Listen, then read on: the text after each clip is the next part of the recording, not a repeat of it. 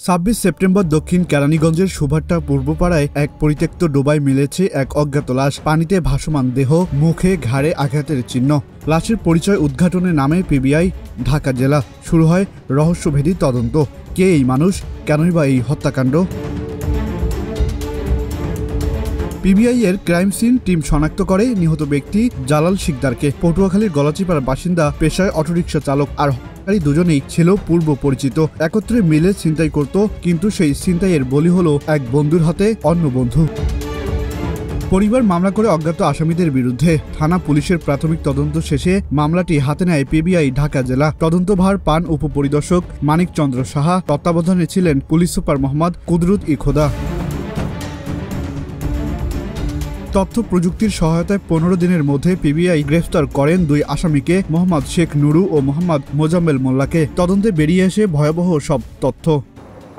নুরু শেখ হচ্ছে এখানে হত্যা করেছেন। নুরু শেখকে আমরা সেকেন্ড টাইম রিমান্ডে এনেছিলাম এই কারণেই যে আমাদের কাছে মনে হয়েছিল যেহেতু ঢাকা জেলা এলাকায় অর্থাৎ আশুলিয়া, কেরানীগঞ্জ এই এলাকাতে প্রচুর এই ধরনের অপরাধ হয়, রিপিটেডলি হয়। তো আমাদের ধারণা ছিল হয়তো তারা সিরিয়াল কিলারও হতে পারে। এরকম ছিনতাই করতে গিয়ে ইতিপূর্বে হয়তো আরও অনেক হত্যাকাণ্ড সংঘটিত করেছে। এই রহস্যটি উদ্ঘাটন করবার জন্যই আদালতকে কনভিন্স করে আমরা সেকেন্ড টাইম তাদের দুজনকে রিমান্ডে নিয়ে আসি। ব্যাপক জিজ্ঞাসাবাদ করেছি, আমাদের যত প্রক্রিয়া আছে এই প্রক্রিয়াগুলো অবলম্বন করে আমরা জিজ্ঞাসাবাদ করেছি, বাট আমরা তাদের কাছ থেকে কোনো রহস্য উদ্ঘাটন করতে পারিনি। আমাদের কাছে প্রতিমান হয়েছে যে না, তারা শুধু ছিনতাইয়ের সঙ্গেই জড়িত, চুরির সঙ্গে জড়িত, কিন্তু এই জায়গায় হঠাৎ করে ঘটনাটি ঘটেছে এবং সে অনুতপ্ত। বলছে যে আমি আমার প্রিয় সহযোগী, আমার বন্ধু, তাকে আমি কিভাবে যে হত্যা করলাম আমি নিজেও বুঝতে পারছি না। অটোরিকশা চুরি ও ছিনতাইয়ের পরিকল্পনায় সঙ্গী হয় নুরু ও জালাল উদ্দিন। কিন্তু রাতের আধারে নুরু হয়ে ওঠে খুনি। জুসের সঙ্গে ঘুমের ঔষধ খাইয়ে জালালকে অচেতন করে গামছা পেঁচিয়ে হত্যা করে, তারপর লাশ ফেলে দেয় পানিতে। আগে প্রথমে একবার সামান্য একটু নিজে পান করেন, পান করবার পরে বলে যে আমি তো আরেক বোতল খেয়েছি, তুমি এটা পুরোটা খাও। এইভাবে তাকে ভালোবাসা দেখিয়ে এই সকালবেলা ভোর রাতে, সকাল না ঠিক ভোর রাতে তাকে এই জুস খেতে দেন। ওই এরিয়াটা ছিল নিরিবিলি এবং অনেকটা জঙ্গলে ঘেরা।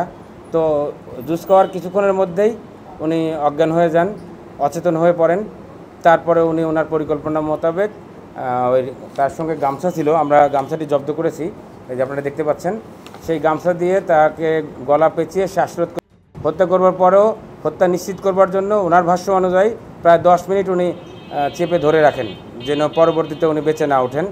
ভোরে সে জালালের অটোরিকশাটি বিক্রি করে দেয় মাত্র 30,000 টাকায়। পরে পিবিআই মোজাম্মেলের হেফাজত থেকে সেই অটোরিকশাটিও উদ্ধার করে।